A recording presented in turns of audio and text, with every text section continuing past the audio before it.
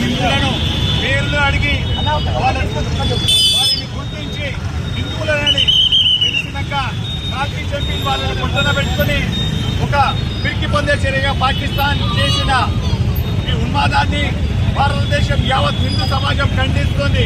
ఇది కేవలం ఒక 26 మంది మీద దాడి కాదు, ఇది యావత్ భారతదేశం పైన దాడి, ప్రపంచంలో హిందువుల పైన జరుగుతున్న దాడిగా దీనికి మేము చూస్తున్నాము. రాబోయే కాలంలో ప్రపంచ చిత్రపటాలలో పాకిస్తాన్ ఉండడానికి వీల్లేదు.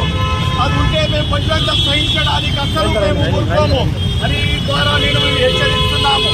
26 మంది అమాయకుల రక్త పొట్టుకోక ప్రతీకారం తీర్చుకోవాలని, అది కేవలం గోడి ద్వారానే దానికి మనకు లభిస్తుందని మేము కోరుకుంటున్నాం.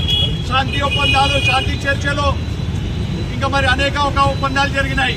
అవన్నీ ఆపి మీరు తుపాకీతోటి సమాధానం చెప్పండి, తుపాకీ ద్వారా మీరు జవాబు ఇవ్వండి.